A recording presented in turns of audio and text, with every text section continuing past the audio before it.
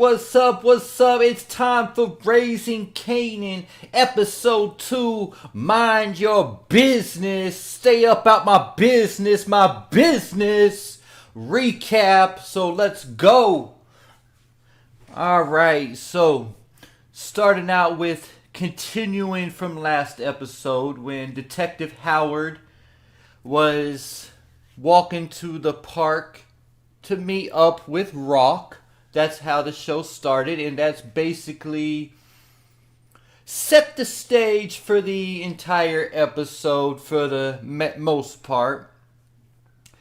You know, Howard is a real humble guy. He knows that Rock sent Kanan to shoot him. He knows all that. And he didn't lash out at Rock, or he didn't say any of that. He said, that he basically deserved what happened to him, and he's now striving to be the best version of himself. But he did tell her that he is going to tell Kanan himself that Kanan is his son. And that's what he should have done originally, but he gave Rock the respect to tell Kanan so Kanan could hear it from her, but he's tired of waiting. And so he basically told her, Kanan gonna know. Kanan gonna know, Rock. Kanan gonna know about me, basically. So to finish that scene, though, as Rock is walking off, probably furious, he lets Rock know how Scrappy got arrested for playing for his card game, his mama's card game. After Rock had told him to stay away from the card game, he went ahead and could not stay away and got arrested. And then Howard saw him in the police office talking to some detectives. And the detective said that he was an informant. So Howard said he was looking out for their son, Kanan, by telling Rock that she had a snitch, One-Eyed Jack the Gambler. And that set the stage for the whole show right there. With Rock now paranoid that Howard is going to tell Kanan that, the business. She has to first find Kanan, which she doesn't do. She finds Jukebox first and confronts Jukebox, telling her she needs to keep up better with her cousin. And she finally comes across Kanan, and she basically does a Monet thing with Zeke and just tells him some kind of crazy story. Nah, you can't believe nothing this cop is saying. His head's all twisted up. Kanan doing some great acting this season. I'm telling you, he been looking so nervous and so worried. And just like somebody would if they were in the real situation. Like, who wants to come back? He didn't shoot that cop in the head. He knows that cop probably knows what happened. So he really is suspicious of his mom, and all these lies that Rock is piling up on Kanan. That's probably going to be the breaking point in their relationship. At some point, we're going to probably see a fallout between Kanan and his mother because of the amount of lies that is piling up with between the two of them. So Rock then brings the news to Marvin and Lou about Scrappy. And so at that point, Marvin has to do some research, and he finds out that Scrappy was supposedly at his cousin's taking some pictures, and he finds out that was a lie. So they find out Scrappy was indeed arrested, and he might indeed be working with the police. So the episode concludes with Well, Lou says he's not swinging this time. He didn't want to take Scrappy out. Marvin was indifferent about it. He presented the facts and left it at that. But Rock made the decision. She said Scrappy knows enough that he could put all them away for life. So since he could put all them away for life, they went ahead and took him out at the end of the episode. Rock pulled the trigger. And there was nothing to be said at that point. Kanan, the OG Kanan's voice came on and said, sometimes there's no lesson to be learned. Nothing needs to be said. So, sad point. Moving on to some other key notes from this episode. That was the foundation of the episode. Basically, Howard letting Rock know he gonna tell Kanan, and letting Rock know that Scrappy is indeed working with the cops, and she took him out. And so that's a key character from Raising Kanan gone. And I think we'll do another video talking about the trailer and what is gonna happen on the next episode. But she does tell Kanan this is just another lie adding up, that it was a suicide. So another lie piling up with Rock and Kanan. But another key to this episode was Famous and his sister. That's why Rock couldn't find Kanan at the beginning of the episode, because he was spending time with Famous. He showed up at Famous's house. His sister was screaming and carrying on, trying to get Famous out of bed because he was in the bed with some girl, and his mom was on the way home. So she was trying to get him up and get the girl out of there before the mom got home, but it was too late, and his mom caught him and put him out of the house. So that basically just led to them now. Famous is basically homeless, and he's trying to scrap up a way to find a place to stay. He tries selling his CDs. It doesn't work. The cops are pushing him and Kane up against the wall, knocking his CDs to the ground. I call them CDs, tapes to the ground, and making fun of him, making fun of his name. And I want to talk about that at the end of the episode. Making fun of his name. Puerto Rican Famous, because this is where all famous people sell their mixtapes. On the famous rappers sell their mixtapes on the corner. So Famous kicked out, not doing very good with his rap career at this point, and now he finds out his sister, who is also his manager, has gotten Crown Camacho, whatever his name is, got hit her a job in Los Angeles, which we knew that was coming from the last episode. So she is obviously she could always come back though. She could always come back, but for now she's off the show too. So her and Scrappy are both off the show. I don't know Famous's sister's name, Lou's girlfriend, whatever her name was, off the show. She moved to California. Her and Lou had a falling out. Told her to get out of his studio when she told him. So Famous said he didn't care where his sisters. He went back home to see her off. I don't know how.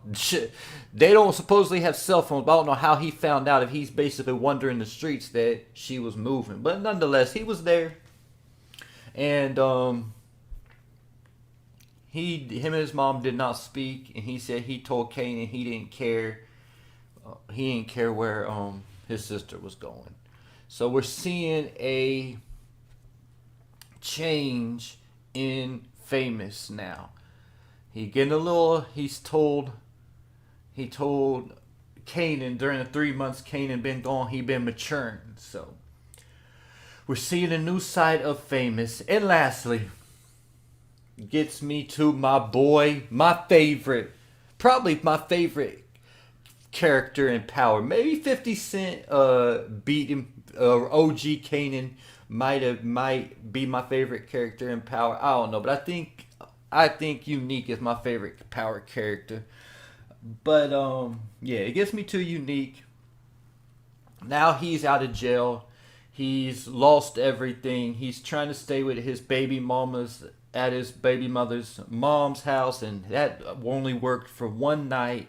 And the lady he been paying her car notes and her mortgage and taking her and her church friends out to dinner and everything. Now that he has lost his position over the last 3 months, she wants him out, and says he is not a provider, just to make things even worse than his situation.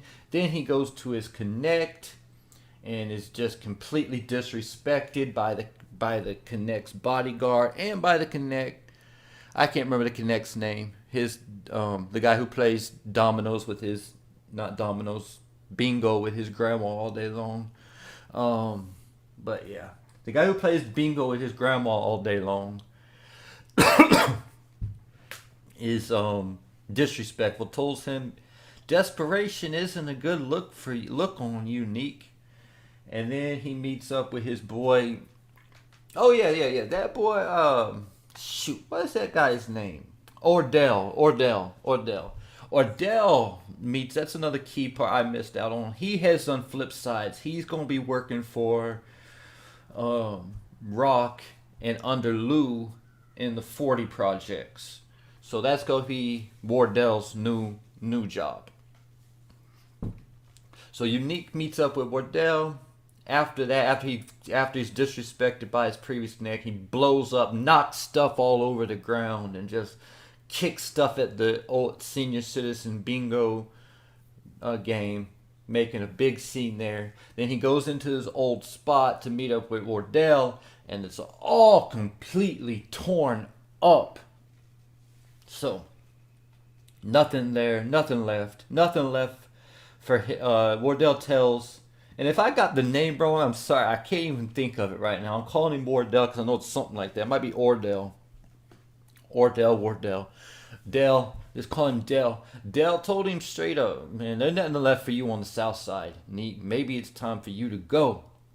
And that gangster that's up in Unique, he told him, you ain't nobody taking me off these streets. Not you, not Rock, not the police, not Rock, not the police, and it's definitely and not gonna be you. And that was the end of that. So I told y'all last week, and that's basically the wrap up of episode 2, Mind Your Business. And I told y'all last week that I'm almost I'm like 97% sure that Unique is going to end up being Breeze. But I got to admit, after this episode, I know I had a couple people on that video comment, no, D-Wiz's brother is going to be Breeze. That's why they mentioned him. I don't believe that for a second. But nonetheless, it's a small possibility. But we don't see nobody cast as D-Wiz's brother for this season of Raising Kanan. So they said it's going to be revealed who Breeze is this season. So I just don't see it being D-Wiz's brother. D-Wiz's brother might be on another season later on to try to get revenge for his brother. He might find out somehow what happened. That might be, a scenario why we never saw Lou or none of them in Power. Something obviously has happened to Rock, Lou, and Marvin, because when we got to Power, they were nowhere. A jukebox was still around. Those three was gone, and we never heard anything about what had happened to them. So, but yeah. So anyway, about Breeze. I said last week I'm almost positive Unique is going to turn out to be Breeze because we see the transformation of Unique going on right now. We seen him in jail. We seen him come out, and we heard Kanan say, "When you come out, you got to come out even harder than you was before. You got to show everybody you're the same person you was when you came in, when you came out. So he's going through a transformation. He's lost everything now. He doesn't have a place to stay. He's basically homeless now. He's lost his crew and he has lost his connect. And his baby's mom ain't even being friendly towards him. So he doesn't have too much going on now. But I'm still like 90% sure that route is going to end up being Breeze. But I'm going to leave room now for Famous. Yeah, Famous. I still don't think the Famous thing is going to play out because I'm pretty sure from Power, Breeze was even above Kanan, similar to how Ghost was, they were partners, but Ghost was still the leader above Tommy. And likewise, it's supposed to be the same way that Famous was I'm not Famous. Breeze is above Kanan. So Famous is going through a transformation, and Unique is going through two characters that are going through transformations right now, as well as Jukebox. Small transformation steps. She always been cold since the first season though. But yeah, two characters right now who find themselves at a crossing point. Famous and Unique. Both of them are finding themselves basically homeless now. And have to figure something out. Have to figure life out and what they're going to do. We seen from the trailer that next episode that Kanan and Famous is not going to be selling. They're not going to be selling mixtapes next episode. So Famous is going to be getting into the game next episode. So that's why I leave a spot for him to be Breeze. Breeze. So I'm still rolling with Unique. 90% sure it's going to be Unique that's going to be turning into Breeze, because people say, why would Kanan end up working with his mom's enemy? Well, because his mom is giving him lie after lie after lie after lie, and eventually he going to find these things out, and that's going to end their relationship probably. So Unique has